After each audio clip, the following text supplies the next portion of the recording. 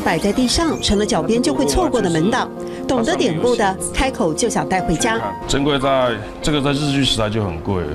瓮一般的瓮，这个瓮跟平常的瓮都不一样，因为在外面有一层釉啊，有一层釉，所以腌东西不会坏掉。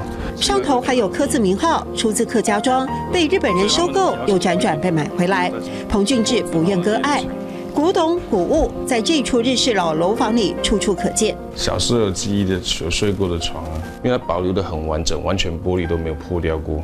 一般小时候我阿妈家的床这种玻璃匣子随便敲就敲破了，他们家保留得很完整。姑娘房、老爷房、音乐厅，留着日据时代大户人家的气派，也还保留着前人生活的轨迹。这是他们小时候他们的孙子儿子的成长记忆，在量身高在留下来记忆。这里原本是官邸，镇长潘景和的住所。喜欢老东西的彭俊志形容自己一见钟情。他本来有打算要敲掉，所以就很可惜，我就把它保留下来。器具不易维护，房子不住更容易坏。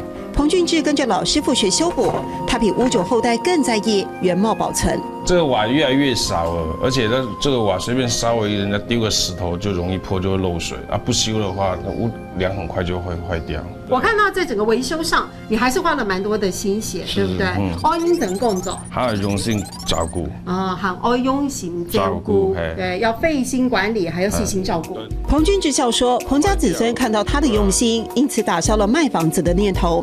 桂花树下自己做的桂花酿入菜，客家板条、汤薯，还有甘蔗熬煮的猪脚，让人食指大动。此情此景是他的向往，也希望让更多人共享。复刻一个时代回忆，彭俊志不止满足了兴趣，也让留存在心底的记忆和感情得以延续。爱认真工作，和爱用心照顾；爱认真工作，和爱用心照顾。